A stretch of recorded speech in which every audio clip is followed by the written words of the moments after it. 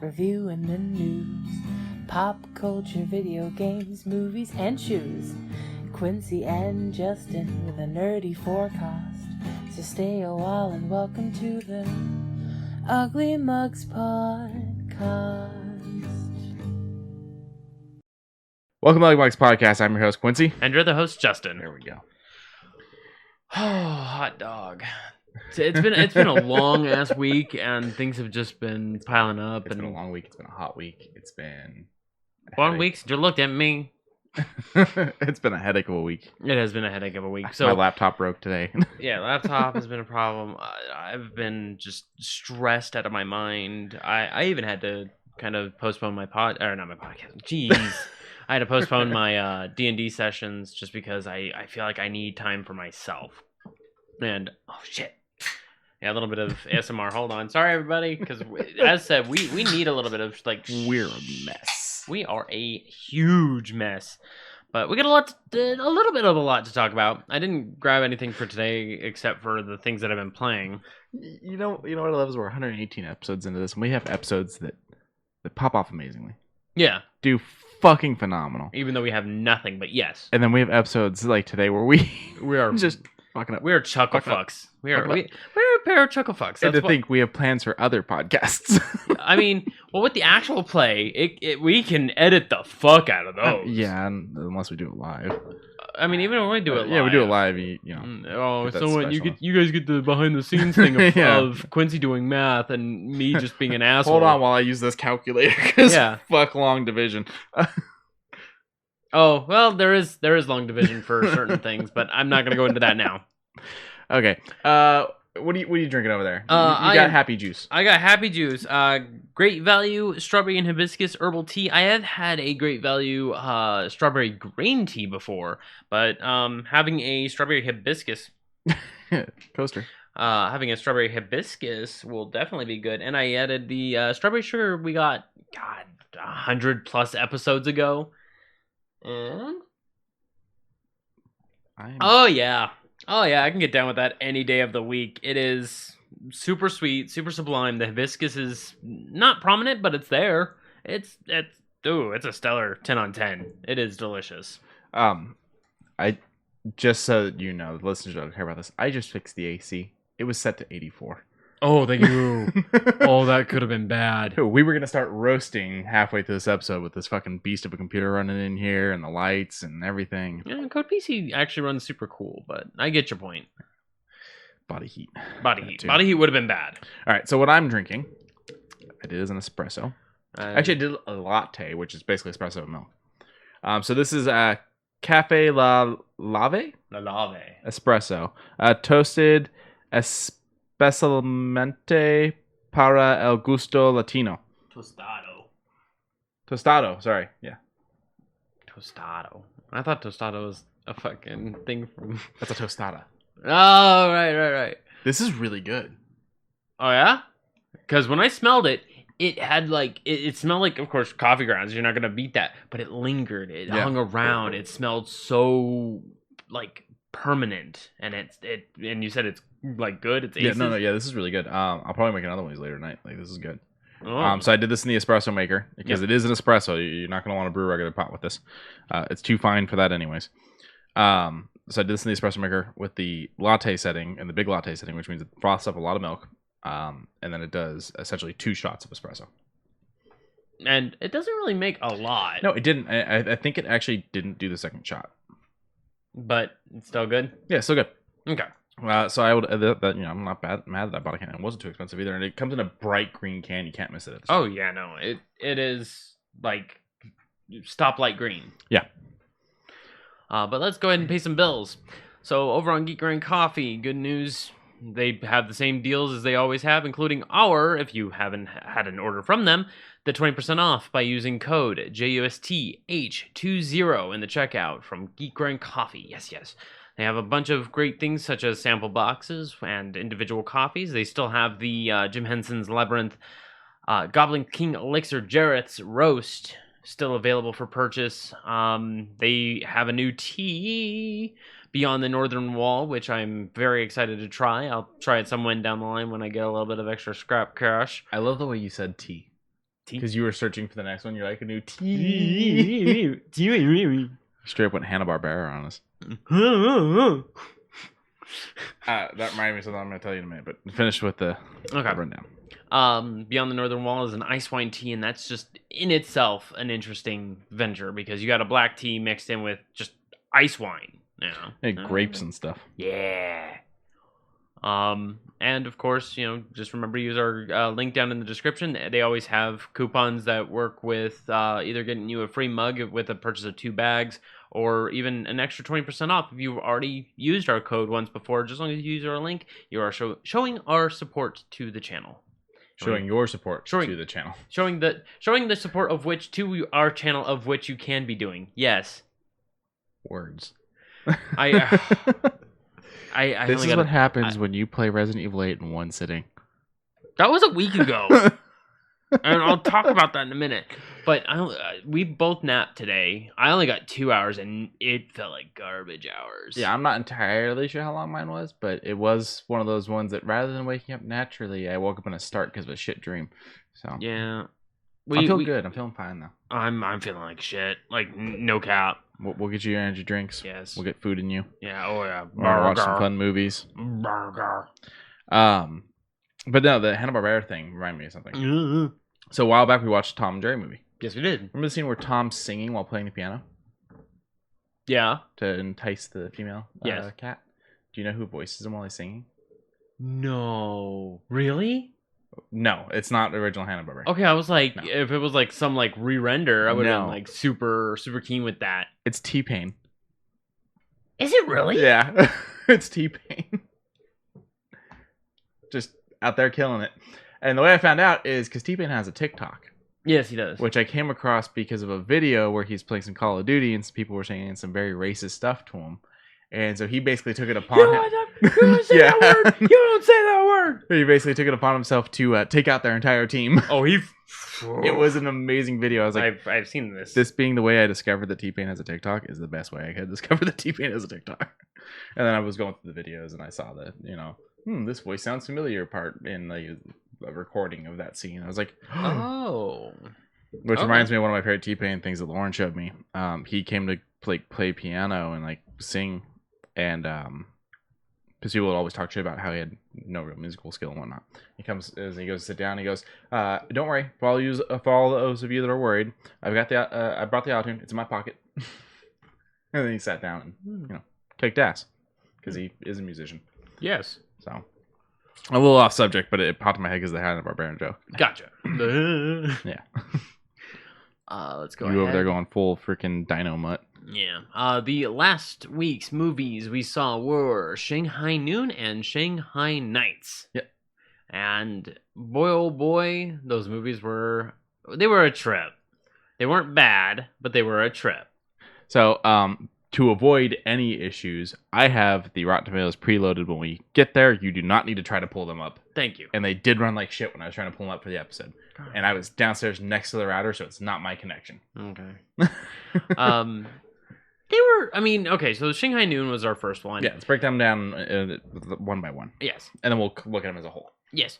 So Shanghai Noon started off kind of shove because you have Princess Pepe getting quote unquote kidnapped. She doesn't realize she's being kidnapped. Yeah. That's why I said like quote unquote, because I think she has the idea of it when she's being told she's going to China, not China. She's leaving China to go to America to and become lead free. Lead this different life where she doesn't have to be princess. What she doesn't realize is she's being taken to be held for ransom. Yes, and then all of a sudden it's like whole entire story, and they throw everything into it, and the play on words, the misunderstandings between certain things, the here's and there's of just Chon Wang revels into John Wayne. And that's a terrible cowboy name. I like the small jokes build up for the bigger things. Of course, Jackie fucking kills it with, any stunt work that was needed. Him in animals has always been his strong suit, and and the horse. I forget the horse's name. He made a mention of it in the remember. blooper reels. But yeah, that it just looked like a whole lot of fun to work on. But then whoever was working on the editing table kind of got rid of I don't want to say got rid of a few things, but kind of nudged things around to make it a little more confusing, if that makes sense. I don't know. I've seen far worse edited films. Oh, than yes. this. Tekken. I mean, you can't just blame that movie on editing. That's not just editing. First 5 minutes of Tekken. Yeah, all the quick camera angles. Camera angles and flashes of light. And I was like, oh, no. What kind of bothers me about this Google search for Shanghai Noon is it gives away the last punchline with Owen Wilson's character's name. Yeah. Because that's not... He's Roy O'Bannon throughout the whole movie. You find out in the last, 5 minutes of the film, if that he's... That's a terrible name for a cowboy. Yeah. You got Walton Goggins in this. He's actually... I don't think he was too big at this time, but now, people know him from Justified. He's in Ant-Man and Wasp. He kind of pops up in a little bit of everything. He always kind of plays the Southern guy. A lot of times the bad guy. He's amazing in Hateful Eight. I love him in Hateful Eight. Yeah, he's a big villain. And not in Hateful Eight though. Oh, you're right. Yeah. Well, spoiler for another movie. We've already talked about Hateful Eight. We already did. Yeah. And at the same time, it's not really a spoiler. No. See, he was in Sons of Anarchy. I didn't really get in Sons of Anarchy too much. He wasn't Django because he got fucked up in Django. I don't remember him in Django. I've never seen. I didn't watch Tomb Raider. Yeah, I didn't either. I want to. I had nothing against it. I just didn't get around to it. Oh, he's a voice in Invincible. Nice. Good to know. Good to know he does voice acting. Oh yeah, he was in House of a Thousand Corpses. The quick stop guy. How long you be taking a shit in there? No. Or am I thinking? Hold on. Or am I thinking the first one?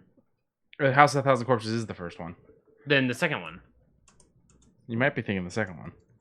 I'm gonna pull it up and see what he's in because we don't want to do that search on stream. Gotcha. Because that movie shows a lot of stuff. Yeah. It sure does. Oh, he's the deputy. Oh. That's right. I remember him now. Okay. Okay. Then it's the second one I'm thinking of. Do you realize that wow, he's done a lot of roles and I appreciate him. Dallas Page is in the second one? Yeah, he's one of the people living at the house at the beginning. Really? Yeah, he didn't come back for 3 from Hell, but he said that Rob Zombie did talk to him and tell him, he's like, I just don't really have a spot for your character. And he's like, that's all right. They actually had a conversation about it. Okay, good. I'm glad. Yeah. But no, he's a hell of an actor, and he was pretty good in this. A smaller spot, but an important spot still. Mm. Now I want to talk about Brandon. Is that actually okay. Merrill? Yeah. Brandon Merrill. So this is her only acting credit. She's actually a champion bull rider, which you see a little bit of her skill with a horse. In the movie. Yeah. But to date, this is the only thing she's ever done as an actress. So. She seemed fine. Yeah, she did great with it. Her character's silent throughout most of the movie. So. Yeah, a little stiff when stiff needs, and then her only words were, you talk too much. You talk too much, and then more making out with Owen Wilson. Wow.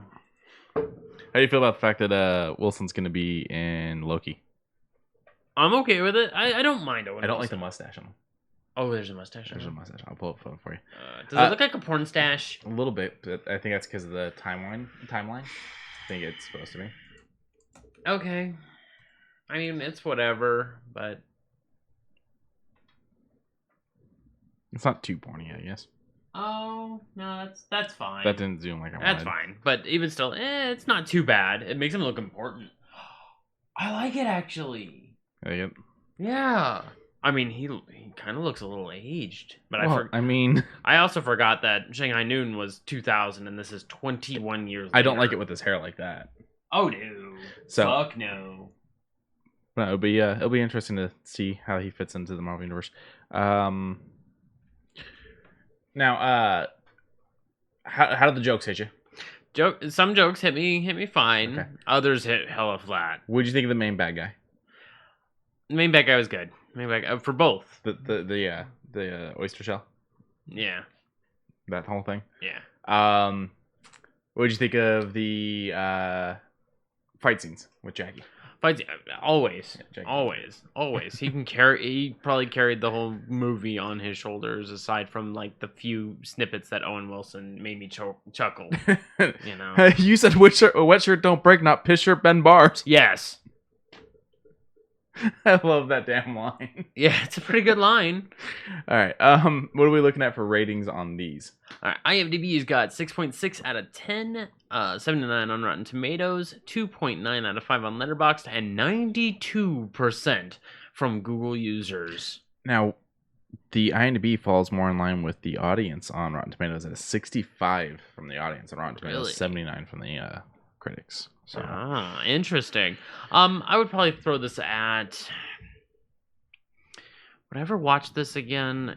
Yeah, it was a fun movie. I guess I'll throw it at about like an 8. Curious as to what people didn't like, so I'm gonna pull that up. Okay. Yeah, I'd probably put this in the 80s for me. It's enjoyable. If I see it on, I'll sit there and watch it. I own it. Sadly, it's a damaged disc apparently, but I own it digitally too, so it's one of those ones I can still revisit. It had been a while since I'd watched it though. I used to watch it a lot more, and it had probably been a couple years since I had sat down and watched it. Overly long movie. By the time it's over, you'll have wanted to watch another movie. I didn't feel that. It's only an hour 50. Yeah. I mean, even still, it doesn't feel it, and it certainly doesn't drag on. There's nothing that makes it drag on. Not especially clever, but it was fun watch thanks to its cast. So, okay. And that was a bad review? Liked this as a kid. How old are you? Well, that was posted 2020, so... I mean... And this was a 2000s movie, so... it might be 20. All right. It has some funny jokes. What'd they rate that? 2 out of 5. It has some funny jokes. Bad. Like, you're not giving any reason. Right, so yeah, I see why the audience numbers are lower. 100% ridiculous, but fun nonetheless. 3 out of 5. Okay. I mean, that's at least a fair statement. Like, he didn't want to go into detail, but that's still fair. Pretty cool comedy. ... Check it out. 3 out of 5. Okay. I mean, strange to lower it. Here we go. Here's a real review. Oh, shit. Shanghai Noon is a Western martial arts film. It's exactly what you expect. Add in Jackie Chan and Wilson as the lead actors and it becomes even more predictable. The excellent play on words contained in this title is an overture for the comedy that follows. The plot is simple but effective, and two opposite men are placed in a situation in which it is natural for them to pair up to save the day. Why not also represent the buddy cop genre as they work together to save the day? Fans of westerns and martial arts films will enjoy the many tongue-in-cheek nods to the genres. And fear not, they do mispronounce Princess Pepe's name as Pepe, but only once to keep it from getting old. The acting isn't anything special, but it matches the expectations for a comedy. Personally, I prefer Rush Hour, but Shanghai Noon is a nice departure from Jackie Chan's typical films. 2.5 out of 5. So that's at 50%. I mean, so basically they basically say, here are the tropes. Mm-hmm. I liked it, but didn't like all the additional tropes. They make the tropes work, but not as well as other films that have done these tropes, such as Rush Hour. Correct. And yes, I do like Rush Hour more than Shanghai Noon. Yeah, I would say. Oh yeah. Have you seen all 3 Rush Hours? Yes. Okay. We won't do those then. I'm still waiting for Rush Hour 4. Yeah. Okay, that was a pretty fair review. I like that one. A lot of these reviews are pretty terrible though, and so I'm seeing why it's sitting at such a lower for the audience. Let's look at the top critics real quick. I just want to find one bad critic one. Fresh. That one really doesn't say anything. Shanghai Noon isn't the worst film of the year, but for me, it may be the most disappointing. That was at the time of release too. Yeah. So. Okay, during that time, I don't know what was around at that time, but you got to figure if it was the worst for them at that time. Mm-hmm. Far too much time passes between good punches and punchlines. Ooh, okay. I could see that being a complaint. Okay. Also, hello, Socks. Hi. Yeah, okay, I can roll with that. That sounds like a pretty fair acclamation. And, I mean... they're varied, and then the 3 out of 5 on Letterboxd, that makes it a 2, 4, 60, 6 out about of 60%, 10. yeah, roughly. It's not especially good, but not bad either. I mean, that's pretty much everyone's judgment on it. Yeah, I mean, either you love it or you're okay with it. And I'm okay with it. Like, if it's on, I'll probably watch it. But given the choice between this and Rush Hour, you're going Rush Hour. I'm going Rush Hour. Yeah. Oh, you know what's funny is we just watched New Police Story a couple weeks ago. Okay. And we watched Shanghai Noon and Shanghai Night last week. Police Story is coming to HBO this month. I'm happy. I'm glad that it's getting more love. Yeah. All right. Let's go ahead and move on over to the sequel. Shanghai Nights. This one's a little bit more jumbled. This one kind of says, here's a set piece, here's another set piece, here's another set piece, here's another set piece. Like I said before we sat down and watched this one, it focused too much on its world and not enough on the characters in the story. I can second that. They also basically tried to pull the same joke with Sir Arthur Conan Doyle that they had done with Roy O'Bannon and Sean Wing. Oh. The detective that they're with is Arthur Conan Doyle, and he's basically making Sherlock Holmes. Yeah. Throughout the thing. Yeah. A lot of the jokes kind of fall flat for this one. The blooper reel was good on this one. The blooper reel is great. Like the first 20 minutes. Yeah. First 20 minutes was probably the best. And then it started like getting like, oh hey, we're going to Europe, we're doing all this. Yeah, you get kind of like the old silent film bumbling cop guy trying to get away from a moment with Sean. Kind of like a role reversal where the Chinese gentleman tries to, be a little bit more on the background, and he's more assertive when no one's watching, while the loud one is still the loud one at all times. Mm-hmm. And then during the scene in the library, when the eyes were watching him, mm-hmm. I felt like that entire thing. If Jackie didn't fight anyone in that scene, I guarantee you I would have just been... Yeah, no, that scene drags on until the fights start. Yeah, I was like, I'm checking out. And yeah, I guess what Sock says in the chat is right. It doesn't have a lot of wow factor. Y'all are terrible. Wow. If we ever meet this guy and he goes back and listens to this, he's going to want to fight you. I'll be like, how many times did you say wow in freaking Shanghai Noon and Shanghai Nights? Leave us alone. He said it a couple times. Every time he said it, I followed up with my own. I was playing Mortal Kombat 11 the other night. Okay. And there's one line that Johnny Cage delivers in that, and he straight up sounds like Luke Wilson. Like, dead on sounds like Luke Wilson. Okay. It was fine. This one I feel a little bit drags on. Yeah, and they kind of ruin one of the fight scenes by trying to make a joke. It's when he's fighting the gang. And the umbrella, they do the singing in the rain thing, and he's kind of dancing around. I'm like, I kind of like the fancy footwork, but yeah, no, it didn't. And it didn't click well. I get what they're referencing. First of all, singing in the rain, but second of all, they're referencing the older era comedies of the time frame that the film was set, but it just felt clunky and unneeded and not really what you want from a Jackie Chan fight scene, even a goofy Jackie Chan fight scene, because there's Jackie Chan fight scenes and there's goofy Jackie Chan fight scenes, and this didn't really work for either of them. This one's definitely lower. Okay. You have I can actually make an argument. You actually saw a goofy Jackie Chan fight scene in the Lego store in Police Story. New Police Story. Yes. Yeah. Like, that was goofy for him, mm-hmm. but it was stellar, was it not? Yeah. So, I mean, it's just dependent on how he and his brother both can perceive a good area, like, oh, here's good set pieces that can handle, such as the first movie, The Missionary.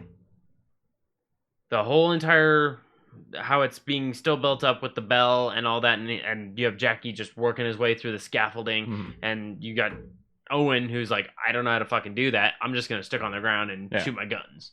That plays well to their characters. Shanghai Nights, you got that fucking bell tower, and it's like, You do have the fun scene when they're stuck in the barn, though, and he's trying to get Roy to like do the jump and he's like, "What? In our entire time we know each other, makes you think I can do that?" Yeah, I will admit, having that scene was funny. But then they focused on like the car scene for too long, and that felt. I turned to Lauren, I was like, "This is very Mr. Toad's Wild Ride." Yeah, and it drags on. And then like another 3 minutes later, they crash it, and it's like, I don't know. This one definitely felt clunkier. It's only 4 minutes longer, and it feels longer. It does. I still enjoy parts of the movie. I still own the movie. But if the last one was in the 80s for me, this one's in the 70s, if not getting close to the 60s. I'm going to throw this in the 60s. Okay. Like, as far as Jackie Chan movies and me being a huge fan of Jackie Chan, this one falls real flat. Yeah. I would like to hopefully see, what is it, Shanghai... Dawn, if they ever make it. Dawn? Yeah. Okay. If they ever make it, it's supposed to be Shanghai Dawn. I would rather see Rush Hour 4 before I see that, but I still will want to see Shanghai Dawn. They've been talking about Rush Hour 4 for a while, and Jackie finally approved on a script he liked a couple years ago. I just don't know where that's going to be. The film's at now. I'm hoping that they managed to... I will say I didn't like 3 as much as the original 2 Rush Hours. Oh, yeah. But I love 1 and 2. Like, there's nothing wrong with 2 at all. No, 2's just as good as 1. Oh, yeah. 1 and 2 are great. 3, 3 fell a little bit, and maybe that's why Jackie took so long to approve on a script. Because it's just sold amazingly, if I recall. Selling amazingly and being good are 2 different things, though. Fair enough. I mean, look at Avatar. I didn't... Okay, I know why you're mad at it. I just don't... I personally didn't It was mind boring. To you, it was. I enjoyed it. It's a rehash story. It is. It was way too much money to tell that story. You Sure. should have just animated it. It didn't need to be live action. And everyone blows that movie because they went and watched it with 3D glasses. And how does that make the movie? Does that change? Did you see the it in story? 3D? I can't watch 3D. Oh, that's right. Okay. Having did see it in 3D. I have to buy 2D glasses or buy a 2D variant of the movie. Yeah. Okay. So having did see this in 3D, Uh-huh. it added a little bit. I actually enjoyed it better in 3D. I'm sure the effects are amazing, but my point is it's the same story whether those effects are there or not. You're right, but does it add another layer? Yes. The fucking robot had a giant knife. Okay, I'm Spoilers for Avatar. They This- fucking killed Sigourney Weaver. You don't do that to Sigourney Weaver. I will admit. I will coincide with you. That scene was bullshit. Like, it also just if Sigourney Weaver died in Aliens, would that be a bad movie? Yes. Yes, it would. Um. Spoilers for that. She lives. Fuck off. Well, Well, she lives in the first one. yeah, I forgot Aliens. But No, statement actually, she makes it till 3 before she dies, doesn't she? well, Dawson Bobbin. I don't remember because then one of them's got a clone. Yeah, I'm pulling Avatar up real quick because I have to know. because I don't think the original body could have housed an alien. I don't know. It's up in the air. The clone body is part alien is the issue. Yes. Avatar is almost 3 hours long. It didn't need to be that long. No, it didn't. You're right. That part I will stand by. It didn't. There were a few scenes that could have just been thrown the fuck to the editing floor. And Fox greenlit it for 4 fucking sequels that still haven't come out. We have the updated dates. They pushed it all by a year. So the next one is 2022, then 2024, then 2026. If I have a chance to see Avatar 2 for either inexpensive or free or later on when it drops on a streaming website, I will see it. Am I excited for it? No. But will I watch it? Willingly, yes. Okay. I also am a little bothered by the fact that the sequel, the few behind the scenes things we have seen, is that they're doing a whole underwater part for this fucking movie, and to try to make it look as realistic as possible, they put Kate Winslet in a fucking motion capture suit and stuck her in this pool that's just filled with these little balls that have sensors on them, so that she has to swim through these little ball things for the underwater scenes. I'm very tired. Why can't we just go to a fucking lake and film someone? Practical effects are dead, man. For James Cameron, apparently. I mean, this guy wants to put everything in a computer now, but spent an extra week out at sea doing Titanic because he wanted the perfect sunset. I'm very tired.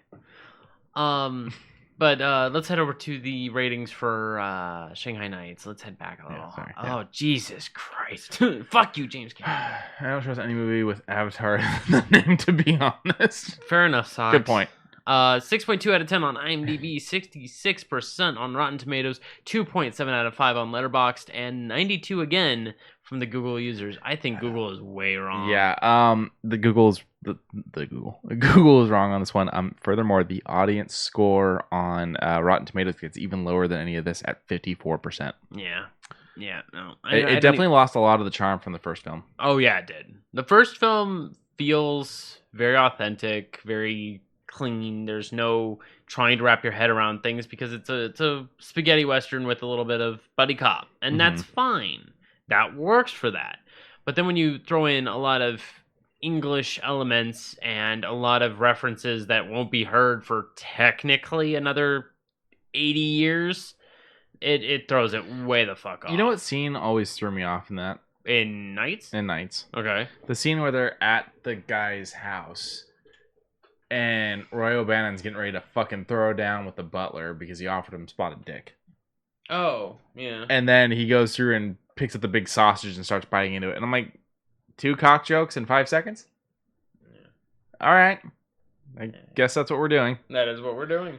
And I mean, don't get me wrong. I watched terrible media. I watched plenty of terrible media. And I have recently come up with an argument against every time someone shits on something. But I'm going to save that. Okay. I mean, I love dirty humor like anything else. Yeah, it's just 2 of them in a row. It's kind of boring. If it's done right. Yeah, this wasn't done right. If it's like a guy... Austin Powers opening scene. Oh yeah, that's done right. The fat bastard scene toward the end. Yeah. Like the scene where they're climbing up the ladder in the third one and he pulls his pants down. I think. Okay, hold on. Okay, I think Austin Powers is the benefactor that can reuse a joke literally right after itself because of how good Michael Myers is. Like, he can actually belt out Michael Myers. Michael Myers is the murderer. Babysitter killer. You know what I meant, though? Yeah. I went with proper name, damn it. The scene at the beginning of the second one where he's walking to the hotel naked was at the time, his wife. It was her idea. Because she says that's just what he fucking does at home. He walks around, dancing around the house, butt-ass naked. Okay. And so she's like, you should do that for the opening of the movie. I mean, why not? And then... like, the whole, when he finds out Vanessa's a fembot. That was weird. That whole fucking scene. That whole scene is literally same joke. And then the payoff of him going, you know. I love that he rewinds her. Yeah, and then switches her to Spanish. In Like Flint, my favorite movie. Every time I see that on Netflix, I go, In Like Flint, my favorite movie. Like, it's just so fucking crazy. But, like, it can be done right, and this did not do it right. Yes. Shrek can commit no comedic wrong. I am so fucking tired of Shrek. Neutral. Shrek was, like, a big thing in my house. And it was on all the damn time. And then the sequels were on all the damn time. And I tapped out after the third sequel. I was like, this is crap. The third one was garbage. I didn't see the fourth one. I don't care about the fourth one. I'm sure as hell not going to go see the musical. But I'm tired of Shrek. I am so tired of Shrek. It's not funny to me anymore. I mean, it's not. Oh, it's not funny, but is it entertaining? Kinda. Not for me anymore. It's just I'm so burnt on Shrek. I will admit, at one time I found it hilarious.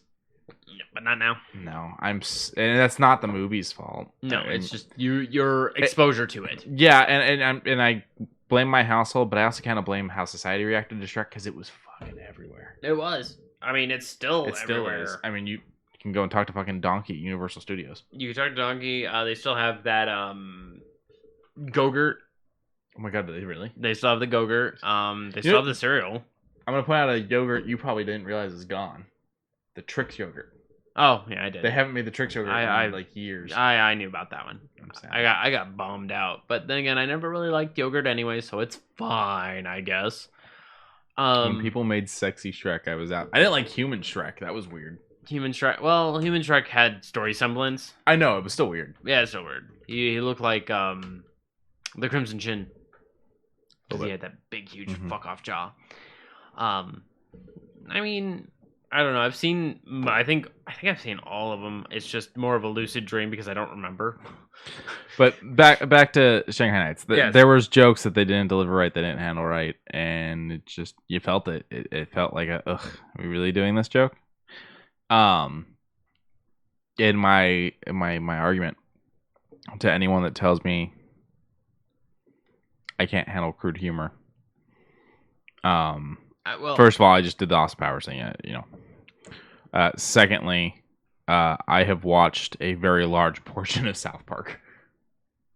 Yeah. Yeah. Yeah. So it's just it's got to be done right. It's got to be done right, and sometimes South Park doesn't do it right, and sometimes I'm like, ugh. Yeah. So it's like I got burnt out on Family Guy. I don't watch Family Guy anymore. To be fair, they don't want to do it right on South Park. I get it. The concept of the show is edginess, but sometimes the jokes. It's not that I'm offended by the jokes. It's that it's like, guys, you're not trying. You roll your eyes. Yeah, it's like getcha. You guys. I've watched season after season of this show, and I've watched basketball and whatnot. You guys are very talented. That joke shows someone fucking phoned it in this week. Okay, type of thing. Yeah, and that's kind of how the spotted dick joke felt. Like spotted dick. This whole thing was phoned in. The whole entire thing of him and the Kama Sutra. Like he kept pulling out that book. It's like, we get it. You're a weird pervert hound dude. Yeah, cool. You're trying to do something. You are literally trying to stop someone from getting something very powerful in their hands. Yeah. I did like the scene though where at the beginning where Jean and he O'Bannon opens the door. Was like, he's trying to fix the lady's back and has her like up on his knees. He's like, what are you doing? I'm fixing her. I'm fixing her back. That scene was good. That was pretty good. So where are you putting this? I mean, it's 66. So you're putting it at 6? Yeah. Okay. So you're right there with the critics on If this it was pretty much. on, I would want to see the Donnie Yen versus Jackie Chan fight again. Mm-hmm. That was fucking clean. Because Donnie Yen is a professional. Yeah. He watched Jackie Chan fall, and he let him fall, mm-hmm. and he let him lay there, because he acknowledged that as soon as Jackie Chan hit the floor, he was either going to be okay, or he would say something for help. Mm-hmm. You know, he was like, when he was going through the boats. Yeah, like that part of the boat they pull out. Yeah, and then he fell in, and Donnie watched him fall. He tried to catch him. He missed him. But as soon as he landed, he was like, good, thumbs up. All right. Let's set up the scene again if you're good. This does have my favorite blooper out of the 2 movies, though. And that's, she's my babysitter. And then Owen Wilson just standing there, staring forward for a solid 2 seconds before going, she's your what? Babysitter. Baby sister. Oh, you got Jackie going, oh yeah, language barrier. Very, very, very funny from that. I mean, it's not, Chris Tucker's Catholic fish, but or my father once caught a bullet with his bare hands. With Rush Hour, I think my favorite blooper was when Lee kicks the guy out the window of the casino at the end, and Chris Tucker just goes, "Damn, he ain't gonna be in Rush Hour 3," and Jackie immediately loses it. It's just like, what? So I pulled up Owen Wilson on Rotten Tomatoes. I'm curious. His highest rated film sits at 93% certified fresh, and that's The Fantastic Mr. Fox, which is a claymation or stop motion. Stop motion. And it's Wes Anderson is the director. Oh. And his lowest is Are You Here, a 2013 movie with 8%. I don't even know what that is. I have no idea. I'm pulling it up right now. 22 from the audience, so it's higher, but not by much. Owen Wilson, Zach Galifianakis, and Amy Poehler. I mean, what a trio! You don't hear those 3. Yeah, interesting. All right, I don't know nothing about it, and I don't want to know nothing about it. I mean, here after his after his eccentric pal Zach Galifianakis inherits a fortune from his estranged father, an aimless, womanizing weatherman Owen Wilson becomes involved in a legal battle initiated by his friend's sister Amy Poehler. Yeah, that sounds boring. Yeah, I would not be there for that. I'm not there for that. You can keep it. Yeah. But Okay movie. First one was much better. I'm glad we started with the better of the two this week. Or, well, that week. This week. This week. So we're gonna watch 2 movies. Yes. My laptop's on that. Hold on. There we go. So we've got that new movie coming out on HBO Max. It just came out on Friday called Those Who Want Me Dead. That's right. Angelina Jolie, the Punisher, John Bernthal, aka me when someone breaks into my house and what isn't actually there, and I'm just panicking from waking up in the middle of the night. Yep. But so this movie is a teenager or kid, something like that, sees a murder, and the murderers set the forest on fire and are trying to kill him. And you've got Angelina Jolie, who's a fire ranger, who's trying to save the kid. Looks kind of interesting. I'm already seeing there's a lot of people it's good, and there's a lot of people it's predictable. I mean, I don't mind predictability, just as long as I can be entertained. Yeah, and I'm gonna diving more into those reviews until next week, but I'm seeing a general thread that's kind of pissing me off from the reviewers, not from the movie. But I'll leave it alone until next week. We'll talk about it then. The other one, we're going with Angelina Jolie's first movie. And I don't mean first movie she was a small role where she sat in a cab for her very first movie. And then she did a couple music videos and some shorts. She was in 2 Meatloaf music videos. But her first movie where she's a main character, we're doing Hackers. Doesn't that have Matthew Lillard in it? Yes. Okay. And he is amazing in it. Okay. So I remember seeing a scene from Hackers, but I don't think I've seen Hackers all the way through, so this will be interesting. So it's got Fisher Stevens in it as Angelina Jolie, Matthew Lillard, Jesse Bradford. I love this movie. It's from 95. It's according to this hour 47. And basically it's about this kid who got in a lot of trouble when he was a kid for hacking and fucking up a lot of stuff and was banned from being allowed to use computers until his 18th birthday. And now he's 18 and he's meeting all these other hackers and they're gonna do some shit. It's a lot of fun. It's one of my favorites. Favorites. Lillard is amazing in it. He's kind of crazy. He's kind of fun. I mean, in every movie, he's pretty much like that. Yeah. He's Scream, fucking 13 Ghosts. Yeah. Everything he's in is a lot of fun. Yeah. Scooby-Doo. This is closer to SLC Punk type time for him. That's right. I do believe.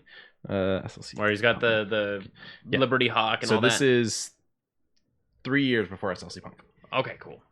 I absolutely love this movie. Hackers, such a great film. It introduced to Halcyon plus on by Orbital, and the soundtrack for the film is really good. I mean, everything for the mid 50s to 50s. So for you who's joined, I am exhausted. So sorry for the this is 2 hours of sleep. Cast. Yeah, for the Hat Cast. And welcome, by the way.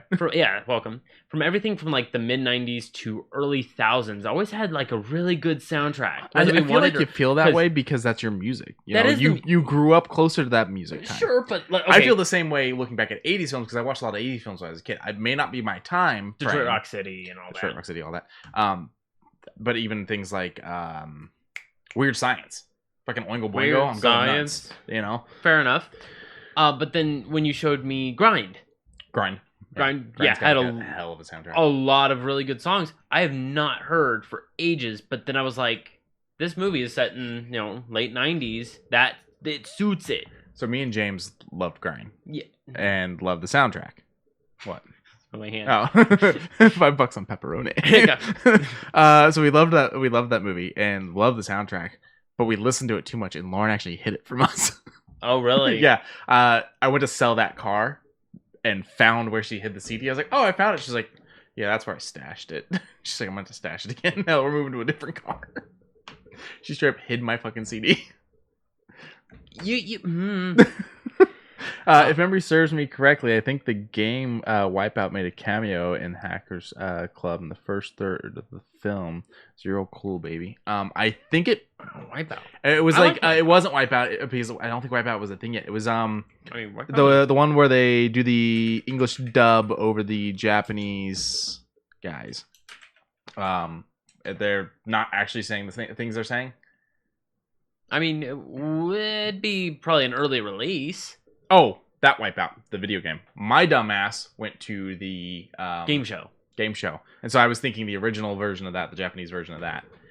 Sorry, too many things share names. They do. Yeah, Wipeout may have made. There's a lot of stuff in this. I mean, they talk about how you were able to use dial tones to get through payphones. Yeah. They use all kinds of shit in this. Like, this really tapped into, like, that subculture, I guess you could call it. I mean, early too, because this was the beginning of the internet. Like 93 would probably be when the internet probably got prominent with AOL. Because I remember, we were in California at the time, and we weren't there for too long. I mean, April 30th, 1993. Yeah, I was right. 4 years after publishing a proposal for the idea that the World Wide Web would go live. Yeah, so I mean, you got to figure this is only 2 years into getting internet that people are starting up these ideas for these movies.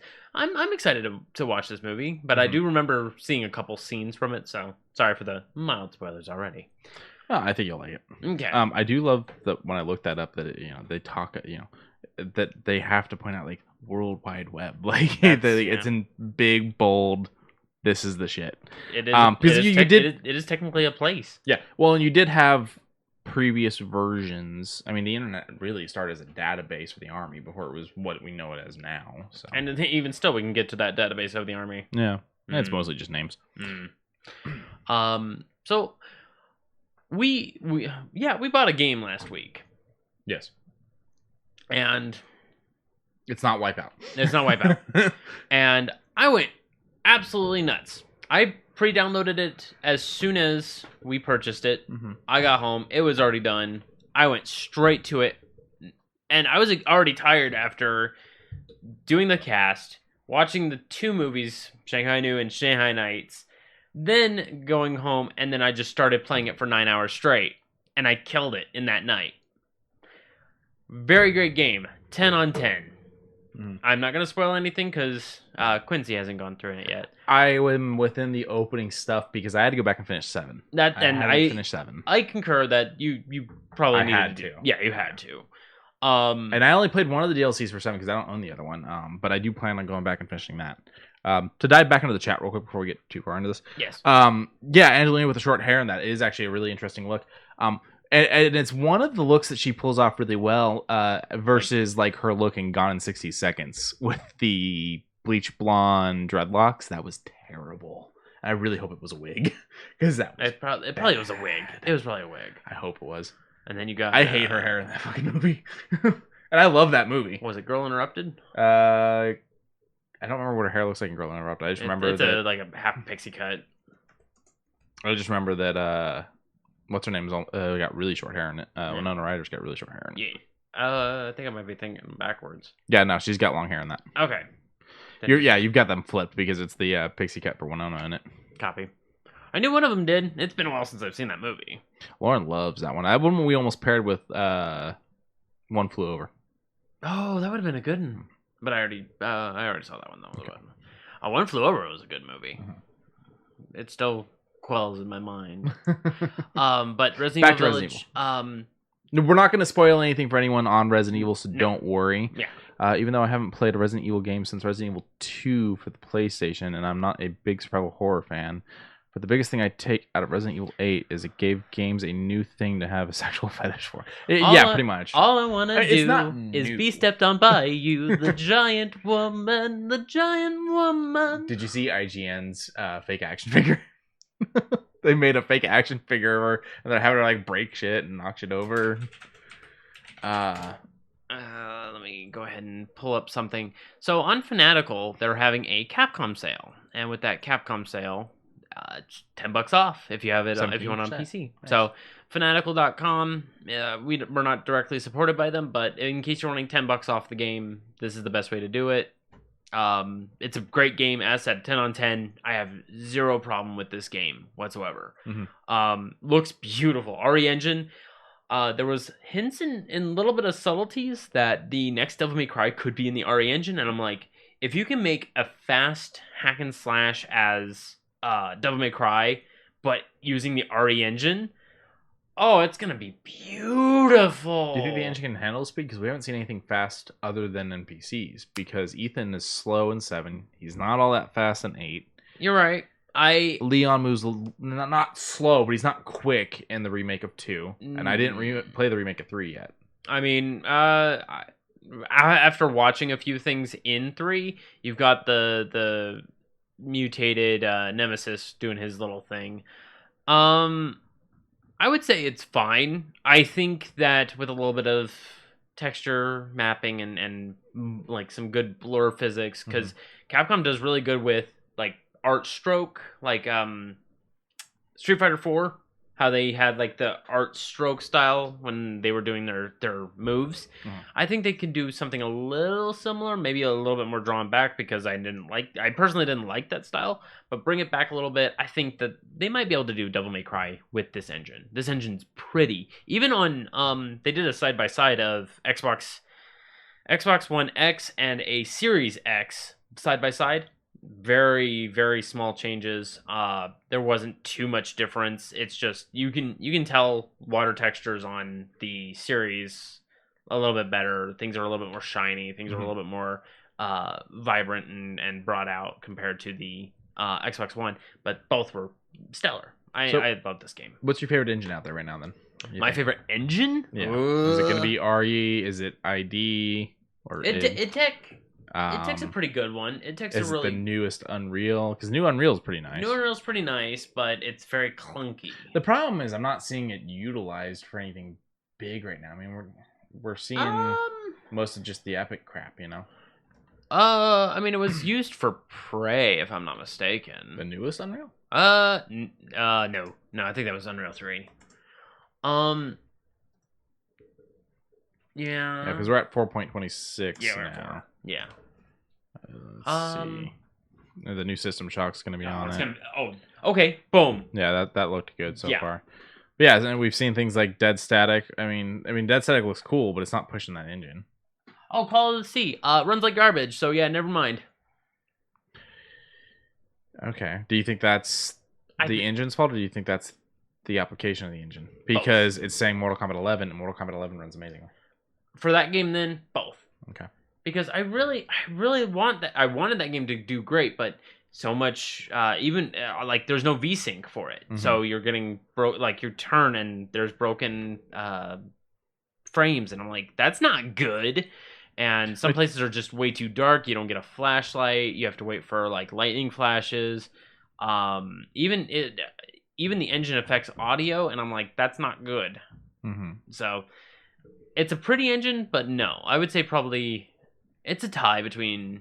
No, I'll throw IdTech. IdTech gets it because there's never been much of an issue with IdTech. What I'm wondering how much IdTech can handle, because crap, I didn't mean to do that. I'm wondering how much IdTech can handle, because I frankly I'm tired of Creation Engine. Creation. Okay, well, to be fair, I think they're dumping Creation Engine with the next Elder Scrolls, so no worries. Are they? Yeah, because they haven't said shit. And they thought Creation Engine was good enough to launch a fucking MMO on. And obviously, they realized that it isn't. They're going to move it over. There's no fucking way Elder Scrolls, 6 is going to be... No, there's no way they're going to try and make it on Creation Engine. Well, what also really bothers me is Creation Engine is just a fucking rebrand of the previous engine. A Gamebryo, that's what it was. I was trying to find it. Gamebryo, it's the exact same thing. They just changed the fucking name, and Gamebryo sucked. But, I mean, for its time, Gamebryo had its applications. Yeah. I don't know. What? In the time, in the place, like Crisis Engine. Cry Engine, as they called it back then. That was fine. It looked pretty, but to today's standards, it's you know. And then you have Unity, which is doing great with Unity 2. Yeah, Unity's really good. And And then, you got the list right here. Yeah, Frostbite. I remember liking Frostbite. Battlefields. Oh, Battlefields always looked good. Even back in like the PlayStation 3. Mm-hmm. Like when Code and I were playing freaking Battlefield 3, and we were just having so much fun. But the lens flare was a little much, but it still looked so good, so crisp. The gun feels, the look of the textures, all of it was great. CryEngine. Yeah. RPG Maker's still a thing. They're on MV. I don't know if that's the newest one or not. And then you're getting all the bad ones with like Mark 3D and all that. Mark 3D is good for build engine, but not current engines. Like Mark 3D, you can probably do like something old school looking. What I like about Unreal is all the previous versions are available out there for you to use. And what I like about Unity, it is available for you to use. Just as long as you reference them. Yeah, and then after you've made a certain amount on the game, that's when they ask for a portion. So it opens up doors for indie developers with some pretty decent engines. I'm seeing one here that people are talking about. Amazon Lumberyard. It's for 3D game engines, and they use it like for like VRs and stuff like that. Now that's actually kind of interesting. I do enjoy when they say, here's an engine that we are working with our games. Mm-hmm. Here's how you can utilize our tools, and we're not going to ask you for anything up front. Yeah. If you start making money on our creation or our help with the creation, sure, we'll not necessarily hound you for it, but I'm sure they're going to be like, at least make a donation. Now turn back to Resident Evil. What are you had the specs up there? Let's bring it back. How beefy does my computer have to be to run this? For the minimum 8 gigabytes of RAM, that's standard fine nowadays. I've got that in this. But however, a Radeon RX 560 with 4 gigabytes of VRAM or a GTX 1050 Ti with 4 gigabytes, you're gonna need to put up a little bit more for that. Yeah, let's see. And you know me. Hold on. That's fine. Go ahead and say what you're gonna say. I'm looking up the 1050 Ti. It doesn't say much for the processor, but here we go. Processor. An i5 7500. That's not actually too bad. Oh, the GTX isn't too bad. Oh, that's Wish.com. Never mind. Yeah. The i5 7500 isn't too bad. It's still a few generations behind. I would say for that price, just get yourself a nice little 2060 Super. Yeah. Look up 2060 Super. Yeah, we're looking at the GTX 1050 Ti, and it's starting at $398. Yeah, but you can do 63.33 months, $63.33 for $66.33. That's what I was trying to say that whole fucking time per month. What am I looking up? 2060 Super. 2060 Super. Yeah, 2060 Super. Graphics. Yeah, because that price you'll probably be getting about that. Nope, never mind. You're getting about that price. Oh God. I'm scared. Yeah. I'm scared. I don't think you're getting prices here because they don't do the whole. Dare the company that sells it fucking not give me prices? I don't think they do. Their website's not even fucking loading right. Let me look at Amazon. Yeah, we're going to Amazon.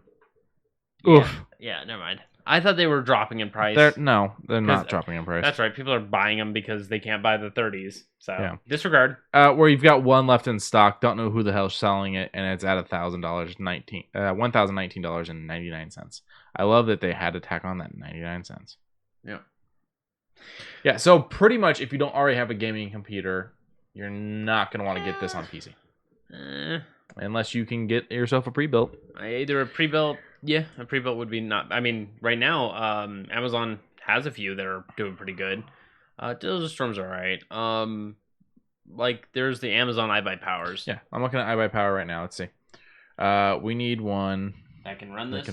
All right, just click Intel gaming PC. Or actually, Intel gaming PCs because I'm an Intel person. Sorry.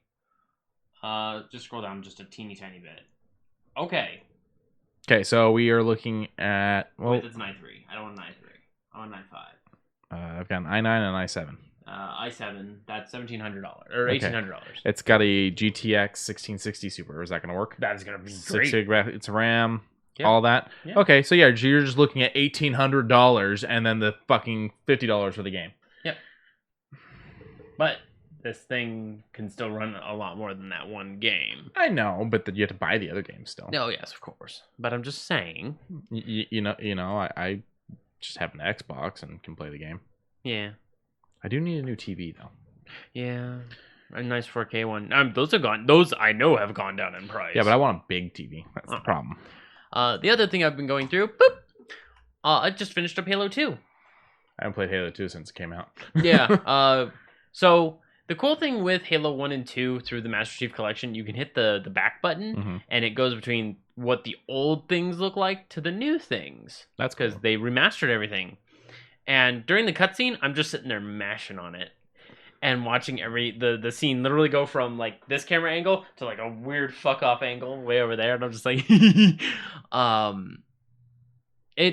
it really shows the test of time because both Halo 1 and Halo 2 were OG Xbox, and man, does it show when you hit that back button. They looked good though for their time. They look good. Yeah, I won't nix you, but as far as like looking at the re-render and being like, whoo, that looks great, that looks crisp. You look at the creature that's holding both spoilers for Halo 2, you're looking at the creature that holds both the Arbiter and Chief going, I know what's going to happen, I know how it's going to happen, I need you both to do your things, go do it, and throws them. And then you cycle over to how it looked in the past and you're like, ooh, that looks a little Conker's Bad Fur Day. And you cycle back to the new and you're like, I don't want to fuck with that. That's creepy. Because it looks like a weird fleshy tooth monster. You know, and it actually looks good. Socks just gave us a new hashtag. Hashtag buy the David Bowie crotch coffee so Q can buy a 4K TV. Yeah, that's too long of a hashtag. I'm not doing that. Buy the David Bowie crotch coffee. I always forget, and I always have to pull this article up every fucking time. Which one's better, edge lighting or backlighting? Backlighting. Backlighting's better. Yeah. So, 4K TV. I think edge lighting is starting to get better, but I don't think so. Backlighting. How big? What do you think would be perfect for downstairs? Well, for what you have right now. My new living room will be the same. Okay. As long as I get the place I'm looking at. So yes, for downstairs. 55. I mean, that's a 40. I think it's 40. I think 55 would be fine. Because my TV that I have is 55, and I got to do this number with it. So, like, I have to lean so far away from it. Okay. I mean, I'm looking at about $500 for a TV. So that's not too, and that's 58 right there for 400. Yeah, but it's JVC. Okay, mine's Spectre, and it's doing just fucking fine. I'm just saying, a company that, you know, put themselves on the mark by making VCRs well past the time you should have been making VCRs. And they seem to be doing fine making TVs. Let's see, a 4K HDR, Roku Smart LED TV, 3 HDMI ports, edge-to-edge viewing to your warranty, KSF technology for the more vibrant colors. I would say give it a shot. But what is the lighting? DLED. Talking edge or back. Oh. They don't tell you. No. Don't hide the lighting from me. Also, this kind of worries me because it's Sam's Club, and to be honest, Sam's Club, while their stuff is good, the reason why the prices are what they are is because I bet you JVC makes the same TV, but slightly better with a higher price tag. Okay. There's going to be two versions of every TV. That's why they have the LT58MAW705. The serial numbers? Yeah, because there's two versions of each TV that they make. I mean, okay, so $400 for a good size. It's a lot of coffee. That's a lot of coffee. But it's not as undoable as I thought, and that is a hell of a lot better than me going out and buying a fucking gaming PC. Fair enough. Not that I don't want a gaming PC. It's just graphics cards have made it impossible for now. Because right now we're looking at oh god, the other not Nvidia, but the other ones.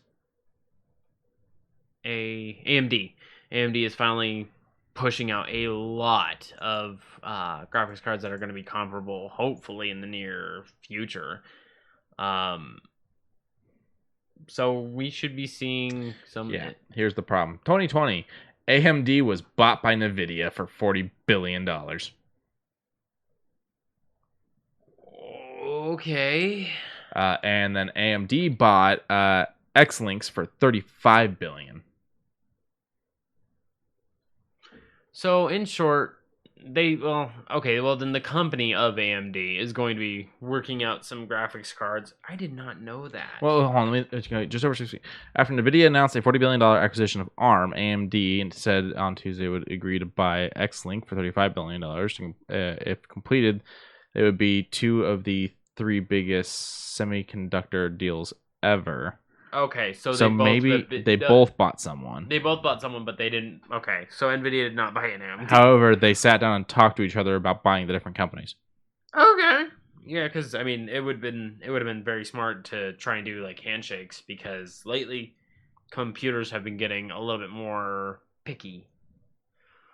Because certain NVIDIA cards don't want to work with certain motherboards, and that's just a problem of itself. Although according to this, NVIDIA has been buying up places like crazy. They own 5 different companies now. Oh, that I already knew. Like, goddamn. Mellanox. They own like a silicone thing. Yeah, they own Mellanox. They own 3DFX. Wow, I haven't heard that in a long time. Media Q, Hybrid Graphics, ARM. And that's it. Wow. That's a 5. Yeah, that's the 5. It's just, I feel like there's just not an option for now. It's been a problem since Bitcoin became a thing. I know. Once Bitcoin became big, that's when graphic cards started going through the roof, because that's what, the people that were farming the Bitcoin wanted to buy. That's right. But for now, this is going to be an issue. Soon, hopefully, maybe a year from now, we'll see a slow decline. Go ahead. A slow decline in the price tags, and maybe one day the price tag of that $1,800 PC will drop, as well as the specifics of them will go up a little more. Mm-hmm. So you might be able to get a better PC for like $1,400, $1,300. Maybe. Did you hear that SpaceX wants to launch a satellite named Doge? Yep. Yeah, and it wants to go to the moon. I know. I know. Doge to the moon. Yep. And hopefully with that, it will spark the idea to take the Dogecoin. I know. I am very well aware. And anyone who is investing in that is slowly becoming thousandaires. So, good on you. I mean, I remember when people just give you Dogecoin for making a good meme. Oh, yeah. Because it was so inexpensive. You can buy, like, fucking 80,000 units like for $1. It was a reward on Reddit. Yeah. People would give you Dogecoin because they liked what you said on Reddit. Yeah. But could you imagine if being one of those funny guys back then, just making all that Dogecoin and then never doing anything with it now? And then all of a sudden you're like, oh, I actually have like $6,000 sitting in the back pocket. Back over to Halo. I just finished up Halo 2, and I was severely disappointed with the gameplay. Really? It was a slog to get through too. Like the Flood, I fucking hated the Flood. Dealing with the Flood was the worst. Oh, yeah, the Flood. I kept skipping areas. I kept just bypassing things. I did not want to deal with anything of past the halfway point of Halo 2.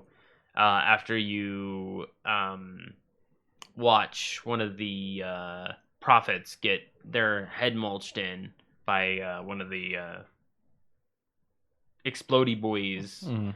After Master Chief goes, yeah, well, you're stupid, and pulls the thing off, and then it kind of goes over toward the ending of the game, and I was like, this, okay, it didn't make a lot of sense. I understand why he did it, because he's like, I'm not here for you, I'm here for the other guy.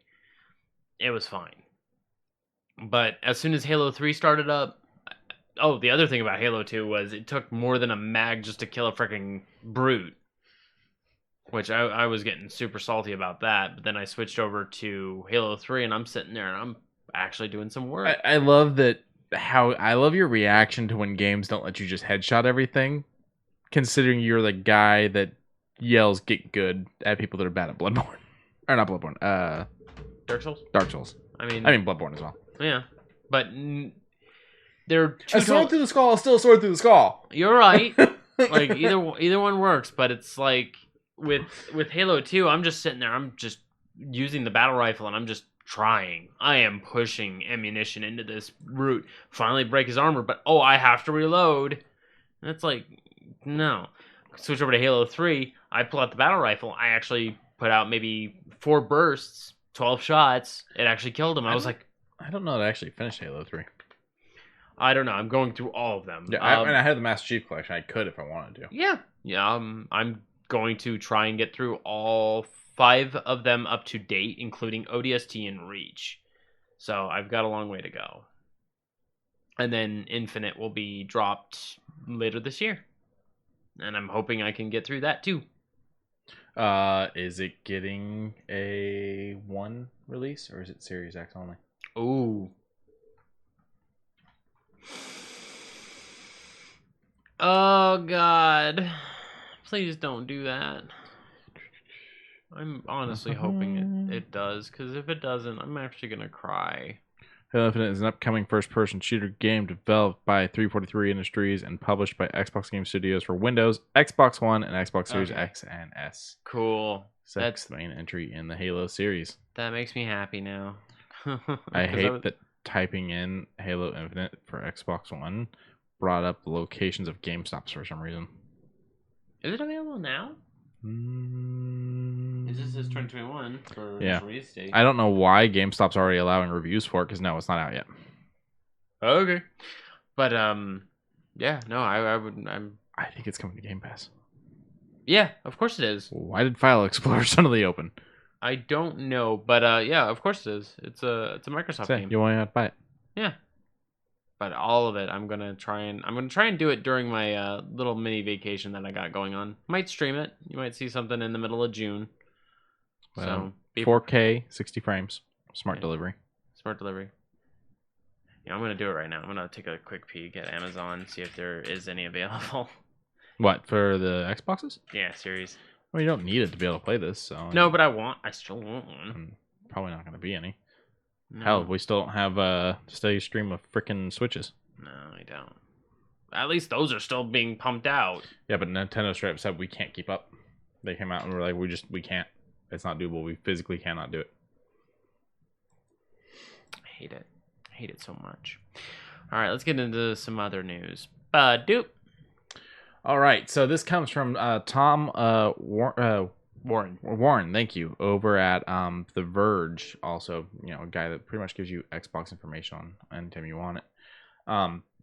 You've always been able to change the backgrounds on the Series X, but there's a new one, and it's the original Xbox dashboard, complete with animation and sound. It's just straight up called the original. It's that green orby thing. Goo. Yeah. Now it says Xbox insiders can now access the original dashboard animation as a dynamic background called the original. So I'm not. Be careful, you're on Twitter. Yep. So I'm not entirely sure when everyone else will be able to get it, because it says Xbox insiders. Yeah, and hold on, I saw it right here. Scrap that. It's available for everyone on the Series X and S. So okay, there you go. Let's assume it's going to be soon, if not now. Yeah, they may just not be doing it for the Xbox One. It may be what the case is. That's fine. Because if he's saying it's available for everyone on the X and S, then there. Yeah. Okay. I probably won't change mine because I like my red one. But it's really cool that is an option. I do like the space one we see him with for a brief second there beforehand. Oh yeah. Also, I'm pretty sure right next to it is the 360. Oh that. Oh yeah. Yeah. I like it. I have a soft place in my heart for the OG Xbox. What about the Duke? The controller? Yeah. Ugh. Sorry. I remember playing that. What is it? I fucking broke one of those. Really? Yeah. What a task. The joystick on it. Oh. Yeah, that seems like it would be the weak point. What was it? Burnout 3 Revenge. That's the game that I recall very distinctly.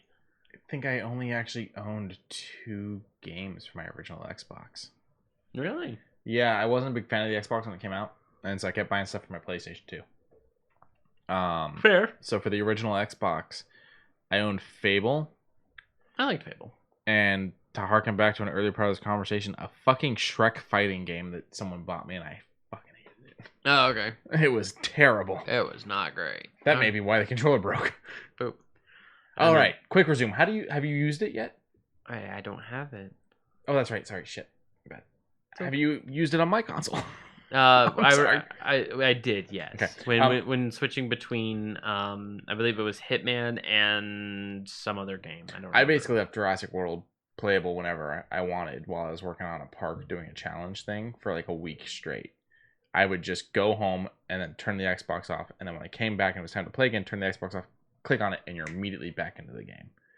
The quick resume's actually really nice. And I was like, I'm never going to use that, and then I fucking used the shit out of it. In fact, as long as I did it right, Resident Evil 8 is currently sitting there ready for quick resume. Cool. Yeah. Now, how many games can you have on quick resume? I think it's just 2 at a time. But the great thing is when I have, like, for instance, the Jurassic World game was like that. We would go and we'd watch Netflix or Hulu or HBO Max or any number of things. Mm-hmm. And I would still be able to go back and quick resume right back into the game. Yeah. And, and you're talking, we're going from one app to the next because we're watching stuff for a couple of hours and whatnot. And I probably won't play the game again until the next day. Yeah, and see, you were one of those, I don't want to say naysayers, but you were like, prove to me that it's worth the price tag. Does it now define its price tag? Between how good things look, how quick things work, and this quick resume. Yes and no. So the problem is does it do a lot for the price tag? It does. But my issue was always, is any of this needed that I need to drop this money and abandon my other console? I could live without all this. It's nice to have all of it. It's a big price tag to just ask of people. And the great thing is Xbox isn't being a dick and going, that's it, no more games for the Xbox One. Like, they're still actively releasing stuff for the Xbox One. Yes, thankfully. And they're also going, hey, play your shit on the Xbox Series X and S. Versus Sony, who's like, what? No, rebuy shit. We don't want you playing your shit on that you already own. Buy it again, you know? Yeah. There's a lot to like about this console. I love the console. I'm not mad I own the console. But at no point did I feel like I have to pay this price because it gives me something I have to buy. Mm-hmm. Okay. Well, along with that note of the quick resume getting some improved reliability, some faster loading, pass-through audio, which means you can now listen to your podcasts while doing your park building or, listen to some good music while crushing some skulls in Doom Eternal. What media apps? I'm gonna look it up. There's Spotify. I think if you plug in a USB, I think you might be able to play some music through that. I'm sure there's more. Because if there is Spotify, you literally can. Okay. Yeah. So I mean, obviously, Netflix, YouTube, Twitch, stuff like that. So Spotify and then media app didn't really. Music. I think it's just Spotify for right now until they probably get some more. Amazon Music. Oh, Pandora, that's right. iTunes Radio. Or not iTunes, TuneIn Radio. SoundCloud, Vivo, Dolby Access, VH1. I don't think that counts. Okay. So, yeah, you could totally listen to podcasts while you're saving the wasteland or smoking some fool in freaking Forza. Yeah, if you're playing a little bit of Forza, driving around, and you want to listen to some White Vault, boom, you got both right. Or us. Yes. Or you're like, oh, this feels like my commute to work. Let me listen to a podcast. And then you go off-roading and jump over a hill. Yeah, sure, why not? It feels like my commute. There's a guy on Twitch that has a really amazing setup. Not Twitch, TikTok. He's probably on Twitch. Has an amazing setup for Forza pedals and. Oh yeah, you showed me that. Okay, so the one where they're and he does the belt J turn. Yeah. Oh yeah. And he fucking just throws the bitch in reverse so that everyone passes him, and then he just smokes everyone. Yeah, he does the roundabout in reverse, does the hard J turn, and then. Yeah, and just fucking destroys. And that right there is me going, yeah, that's why I don't play fucking Forza. Yeah, I could never. I was ready for that. No, there's no way I could ever achieve anything close to that. I'm sure you could if you tried. Now, with the pass-through, it's saying try pass-through to make audio of your favorite Xbox media streaming apps like Disney Plus and Apple TV, so I can listen to DuckTales. while I'm playing something. Like I can actually listen to apps in the background. I don't know. I mean, we can try it when this update goes live. I mean, there's a lot to figure out, or I don't know if maybe we'll allow for like picture in picture. No, picture in picture was on the Xbox One, and nobody used it, so they removed it for space. Oh, I don't think they're bringing it back. Oh, it wasn't used. Okay, and then the dynamic backgrounds are basically talking more about it. Yeah, I'm telling you, that's the 360 one right there. I know it. I recognize that from anywhere. Down there, okay. Yeah.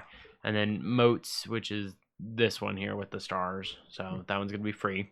Multiplayer by title, which is a Xbox family feature, which is security, which pretty cool. I've always liked that kind of security where it's like, let's say your kid gets home before you and he hops right on and he's gonna try and break in. No, you little shit. You want to play video games? You play it after your homework.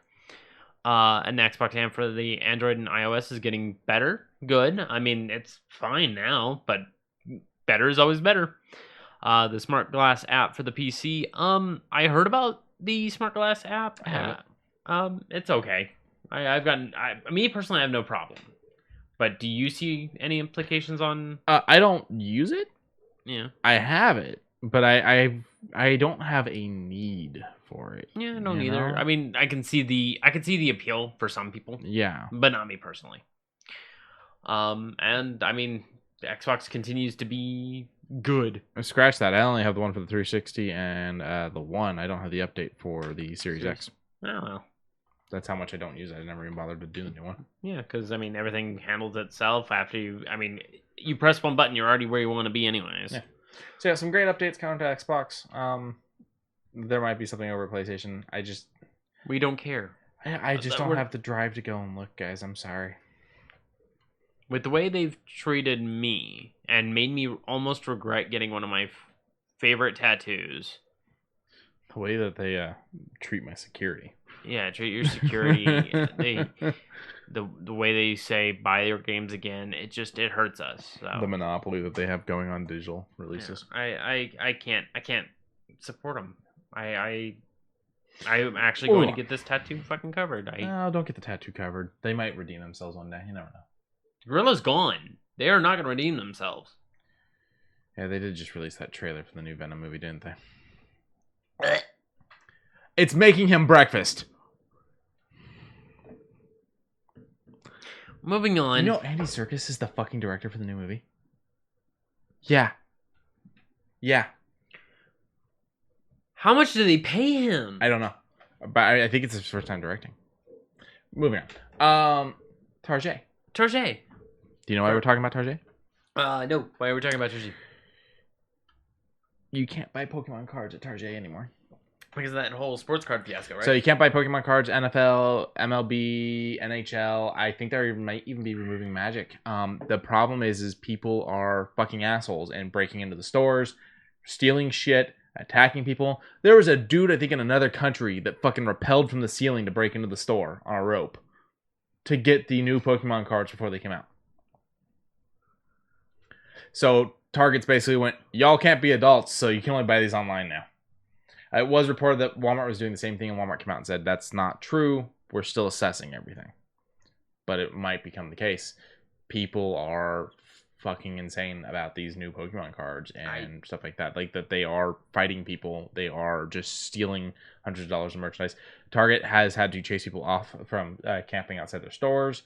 They have busted people who are coming into the stores multiple times, keep buying packs because it's limited per person how many packs you can buy. Yeah, it's just a fucking fiasco right now. People are not putting it lightly. If they're breaking, like if they're fucking needing to put up rappel gear, I'm like, firstly, how the fuck did you get up there, homie? Yeah, I mean, grappling hook. Yeah, grappling hook. Okay, cool. You get up there. What are you gonna do when you're up there? I never thought I'd make it this far. I forgot. You this is a little off subject, but you told me to save a pun for tonight. Yeah. I have a different pun though. Okay. Don't forget it. But I'm a little frustrated, but at the same time I understand. I mean, now like my nephew's into Pokemon. good. I can't go and just buy him a set now because y'all can't act like fucking adults. Yeah. I'd have to order it. And yeah, that's not that big of a deal, but you know, if it's one of those I want to reward him because he did something good thing, I can't do this on the fly for him now because y'all can't act right. For instance, I mean, you can still get it from the mom and pop shop right down the street. Probably, yeah. But I get your point. Yeah. But what I say is, for instance, his niece just recently, I think, got Student of the Month. So, what if I wanted to award her with a Pokemon set? Sorry, you gotta wait for it to be mailed to me. 3 to 5 business days. At best. Here's a Pokemon card I printed off the internet for you. Shit. It's the fucking McDonald's thing all over again. Yeah, it is. Y'all just can't act right. What is this? Swishy hair, motherfucker? Yes. So, interesting thing. I actually bought a Pokemon pack a month ago. And I pulled a full art, which is one of the rare things. God bless America. That didn't help eBay. Thanks. I'm just gonna go here. Oh my god, no. Yeah, top left there, no. Yeah, I was just saying it. What's a better? I do like how like the pages come over the edge of the. That's actually really nice. Yeah, and it's the full art, and it's textured too, so it has like this light, the ruffle to it. I mean, it's only like a $12 card, but even still, I was like, neat. You know, for what, a $5 to $10 pack? Yeah. So I'm not gonna plan on selling it. No, but it's cool that the pack really ended up being worth it for you. Oh yeah. And then my second pack, I got some reverse. It's nothing but Zubats. God, I don't think I would. Oh my god! Could you imagine if Nintendo and Game Freak did that? They like just sold things where it's like every like 2 packs was just full of Zubats. Wizard. That's the other company that's involved in that. Yes. And if it had a rainbow rare, which is the same card but with rainbow texture, it would be probably worth much more because for some ungodly reason they oh god. There's 16 versions of every card now, each one getting more and more rare.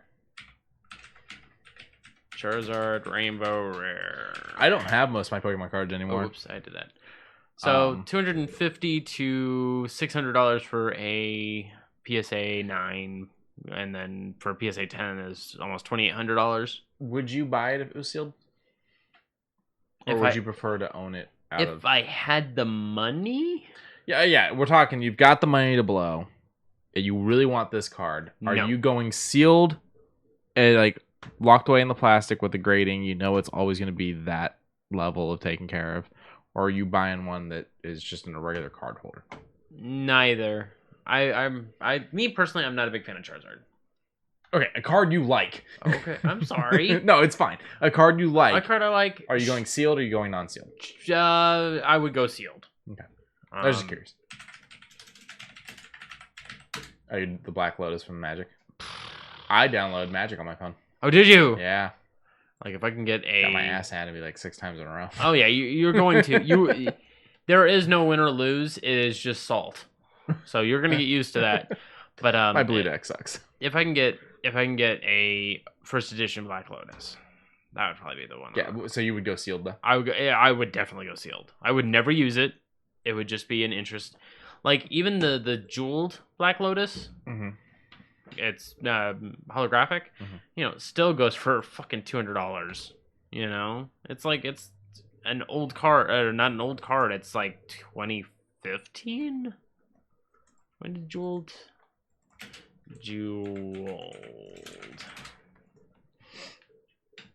Yeah. Like it doesn't look it. Whatever. I'm already over it. But I'm glad that the Black Lotus kind of got updated.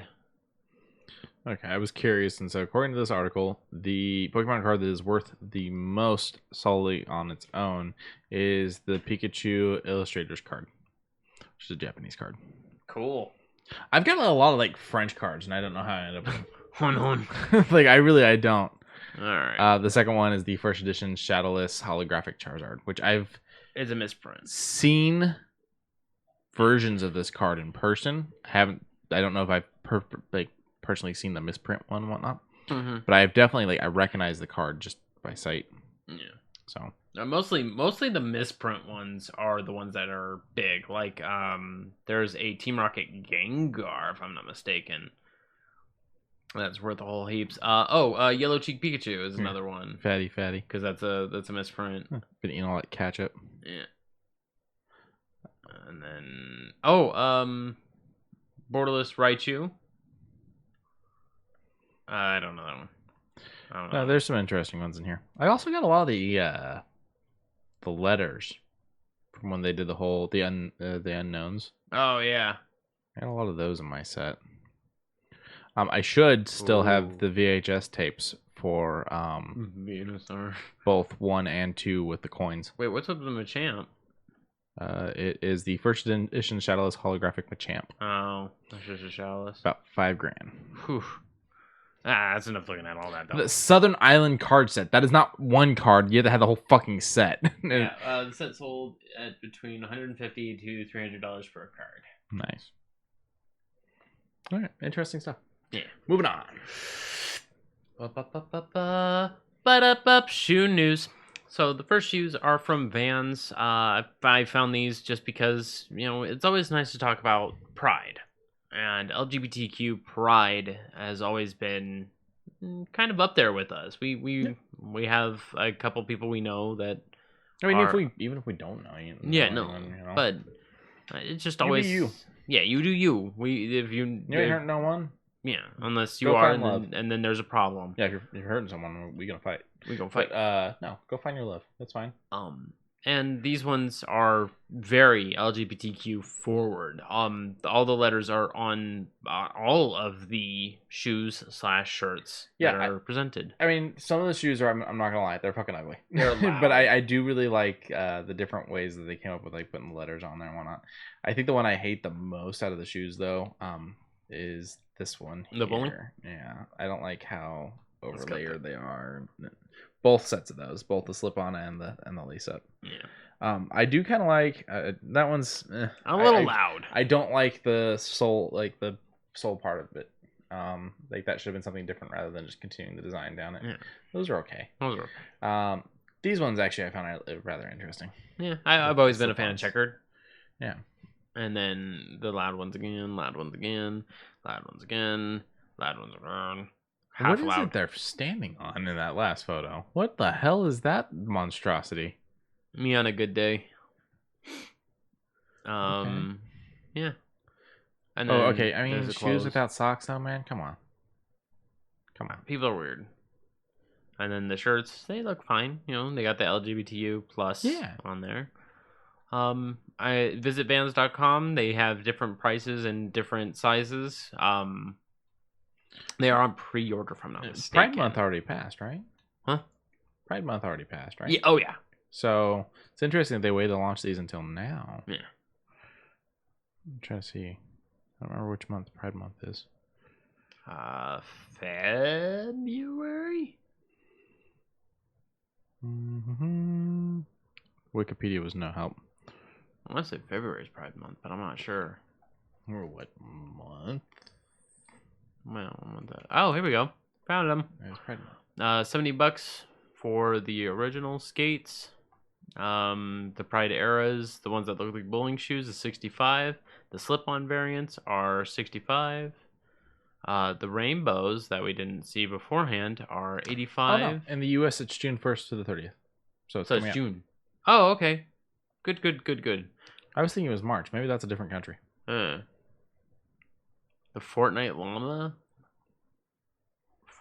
No, the Fortnite llama is like purple. Like just pure purple. Like, hang on. Let me see what this guy's sitting on. Yeah, it doesn't even have a head. Like, it's like a giraffe. No, because it's got a fifth leg there. I don't know what this is. Like, it's a monstrosity. I don't know. I'm not going to pretend to know. There's no guesses, but good to know that it is in time. You know what? You know what my dyslexic brain's probably thinking? You do marches for Pride Month. I was thinking it was in March. That's probably what my brain did. You hurt me, Quincy. It hurts me too. Okay. March is the month for Black Americans, I think. No, it's February is Black History Month? yeah, Black History Month. I don't know how I got we do have a couple months to double up on things though. Yeah. There's only 12 months in a year. You gotta do what you gotta do. Yeah. All right, what we got next? Yours. Oh wait. Nope. Yours.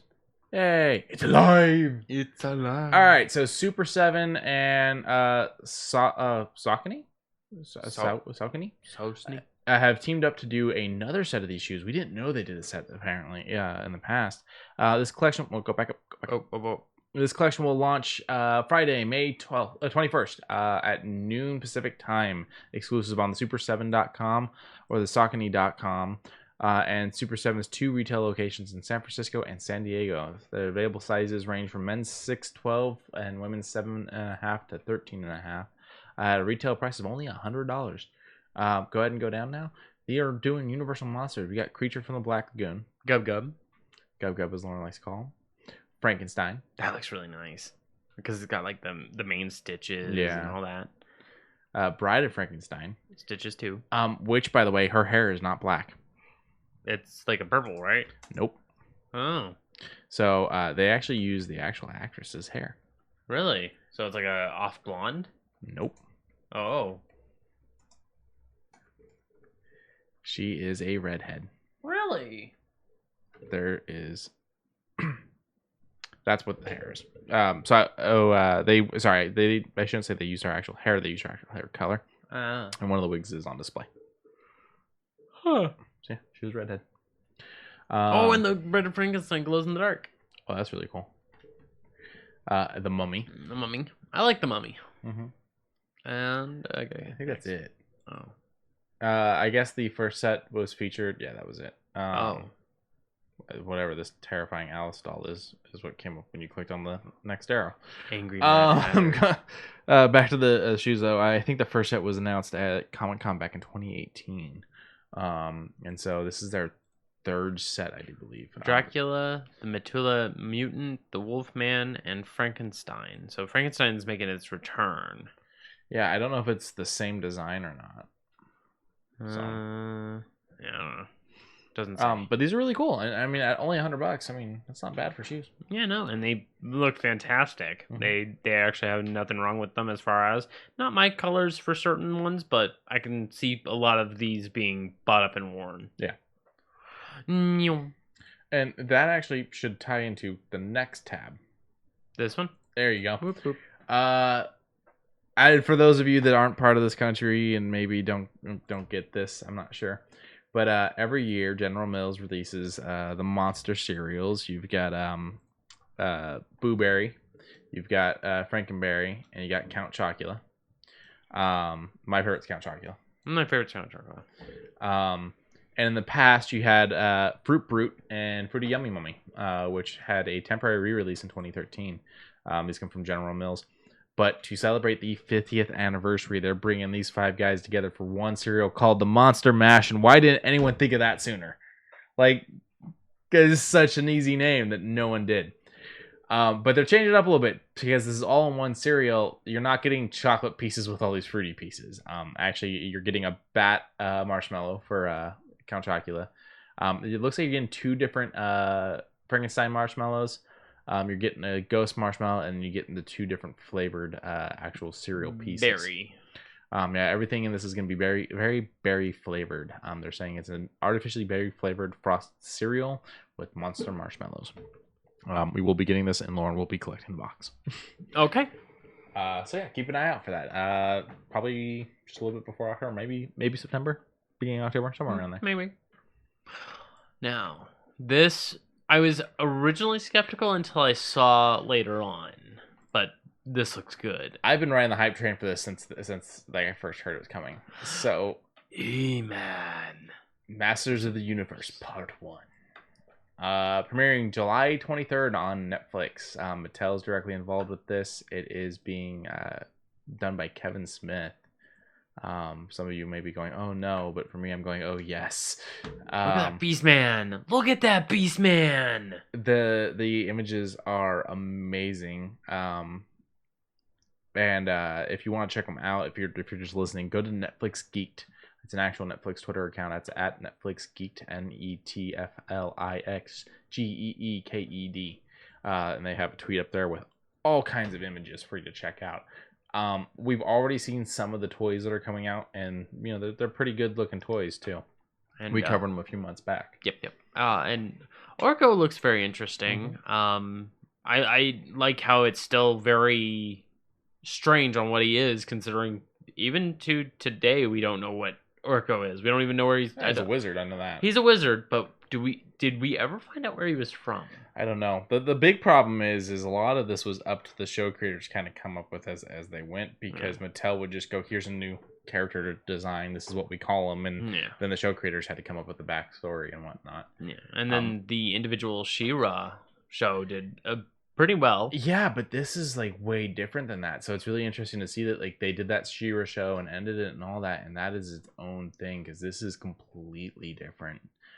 But this looks so good. Skeletor looks amazing. Yeah, but I like Beastman. Look at him. I'm curious on who the voice actor is for this. So they've been a little closed about some of the voice acting. That's fine. I understand. Now, the thing is Kevin had said someone was a voice actor, and then had to come back and be like, "That's not true," because everyone really he was making a joke, and everyone really latched onto it because he had said Mark Hamill was going to be Skeletor. Oh, that would actually be a good one. Yeah, it looks like there's still no confirmed voice acting for it that I'm finding. Sock says, I don't think they have any cereals with marshmallows in it there. Do you guys don't have, like, Lucky Charms or anything? No? Yeah. Nope, no false sugars. We're very unhealthy. Yeah. Our balanced breakfast is nonsense. That Beastman looks like D&D. The Beastman looks like a D&D character. A little bit. Maybe a little bit, yeah. A little bit. But have you ever noticed, though, part of a balanced breakfast, they show that it's a bowl of cereal and then, like, flapjacks and eggs and bacon and toast and orange juice and an orange and, like... And a cup of milk. Yeah, and there's, like, 80 things on that table. I'm like, who the fuck is eating all that for breakfast, first of all? It's like, well, how are they making it through their day without shitting themselves? Yeah, right? Like, what the fuck is that balanced breakfast, my ass? What the fuck? And that's the other thing is, like, part of the balanced breakfast, we all eat cereal just as a fucking meal. Yeah, oh yeah. We eat 3 bowls of cereal and we call it good. Or some of us just straight up go and sit on the couch with a thing of dry cereal and eat it straight out of the box. No, I can't do that. Not no more. But I'm excited for it. I am here for this. Yeah, Masters of the Universe looks like it's going to be really good. And July 23rd, so I mean, it's just right around the corner. And everything with Netflix, everything drops all at once. So yeah, the thing is they're doing it in parts, so you're gonna get 2 parts for this season. So you're getting part 1 and part 2. So you're not getting the entire season in this. You're gonna have to wait a couple months before you get the next season. That's fine. Also, Beastman would probably be a bugbear barbarian, because that's what he do be like. Yeah. Boop.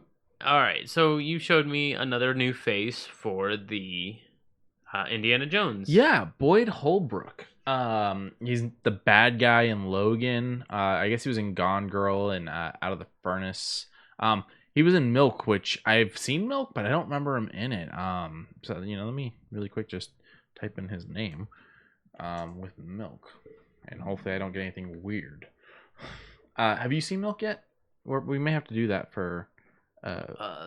That's the Harvey Milk story. Yeah, with the political running. Yeah, in San Francisco, he was openly gay. Yes, I do remember it. Really good movie, very well acted. Sean Penn? Yeah, I remember it.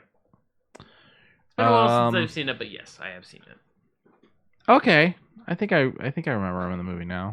I'm seeing him. Okay, he wasn't like a huge part in it, but I think I remember him. But he's going to be in the new Indiana Jones. He's confirmed for the new Indiana Jones. I'm excited. Like, we were actually speculating before we started up on, what you could possibly do, whether it's, like, straight up villain or a double cross or an anti-double cross where he goes from evil to good. We were actually speculating on whether or not this character could be of interest. So. The problem is that the more this grows, the more I'm like, who's playing who? Because we've got him, we've got Mads Mikkelsen, we've got Thomas Kreischman. Like, you've got all these people that'll make amazing bad people, and it's like, Who's the villain? Playing who? You've got Phoebe Waller-Bridge, who could also be a bad person. Like, she could be a villain. I don't know. There's so many. Shanita Renee Wilson's also in it. Like, the more this cast grows, the more excited I get. But the more I'm like, who's gonna be who? Who's gonna be who? You know, and I'm actually really excited for Wilson being in it. I loved her in Black Panther. I mean, it was a smaller role, but yeah, I still thought she did amazing. So I mean, okay, hopefully we get some more answers on who's gonna be who soon. Yeah, well, either that or keep it a secret, keep it very close. I'd let us guess. Yeah, I guess they could, yeah. Boop. Knives Out 2. So 2 and 3 are confirmed, but they're gonna be Netflix now. Maybe they'll get theatrical releases. I don't know. Neutral. I'll see it in theaters. Yeah. I don't think we have a lot of chocolate bits of marshmallows in our cereal. We have chocolate flavored things, but just not chocolate. Well, yeah, for the most part, we don't have chocolate in our cereal. We have chocolate flavored things too, but there's a couple cereals like Crave. Yeah, I was about to say there's Crave. But Crave's marketed for adults. Like Crave it's whole grain, but with the chocolate. Yeah, but if you watch the commercials, they're like, have this at night rather than your bowl of ice cream. Oh, like Crave markets it towards like adults. They're trying to get you to like. Same thing with like the Special K ones that have like the chocolate. Oh, okay, yeah, I get you. But no, I can KO an entire bag of freaking Crave on my own. Is Milk the cereal tie-in? I didn't even consider that. That was good. You're like, no, it wasn't. Knives Out 2. The reason I'm talking about this is the cast is growing. Daniel Craig, of course, is back. We've got Edward Norton. We've got Dave Bautista. We got Janelle Manoe. There's an accent mark on there, and I'm not sure how to say that accent mark. But we also just got Catherine Hahn confirmed as joining. You would know her from WandaVision. Okay. The neighbor. Oh, okay, yeah, okay. Yeah. So she's confirmed for it now, and cool. I'm excited to see where that's gonna go. All right. That's about all I got for Knives Out 2. Oh, yeah. This trailer was amazing. Mads is doing another movie called Riders of Justice. It looks to be what is it? What does he speak? I'm not sure. Okay, well, in short, he speaks another language. I'm not going to go trying to guess which one it was. But it is in another language, flat out. Start to finish is going to be subtitles, and it's going to stick there. But it is good. Mads looks great. Danish. Yep. Okay. And Denmark is the country. Yes. And like a terrorist attack happens, but it was planned from the start. And Mads' character says, "Okay, here, well, you guys have all the information. Just point a finger. I'll handle it." So the synopsis says, Marcus, who has to go home to his teenage daughter, Matilda. That always fucks with me because that's a TH. Why doesn't it make a TH sound? When his wife dies in a tragic train accident. It seems like an accident until a mathematics geek who was also a fellow passenger on the train and his two colleagues show up. It looks like it's going to be dark and serious, but they're definitely sprinkling like humor throughout it. They sprinkle a little bit of humor because you got the guy who's like, "Have you ever killed a person before? Well, why? What?" You know, and it's like, you guys are now understanding that guns kill people, you know? Mm-hmm. And then they throw around the other side of constructing weapons, and then one guy constructs it perfectly fine. He's like, "I like constructing things." And you got the other one who's like, he plops it backwards. Done second. And he's pointing it at himself, so to speak. Yeah, it's interesting. Go watch it. It is in Danish. But I think it'll be one of those ones that's worth it for those out there that struggle reading. I'm already sitting here going, fuck, I don't know if I can keep up with the movie, but I kind of want to.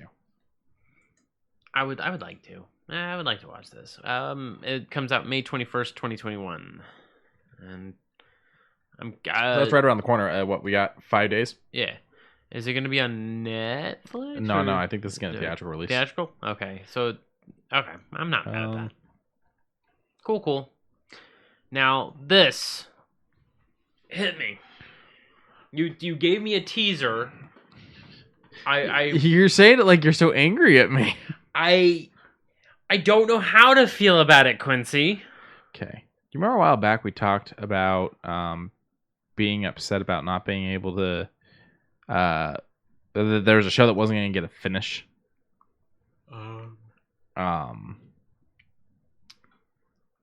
From Adult Swim. There was a show that was officially canceled and they hadn't finished the series yet. We were really pissed off.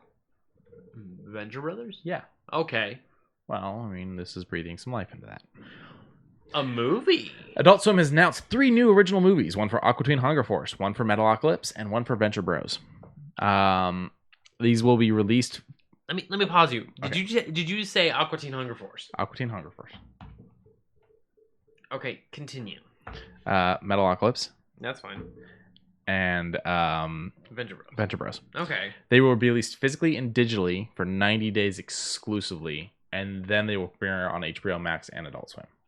So, to allow these to make their money, they will have digital and physical purchases for 90 days. So that's 3 months, and then you'll be able to stream it on HBO Max and Adult Swim. So if you want to see these when they come out, you're going to have to go buy them because we ain't getting them right away. That's fine.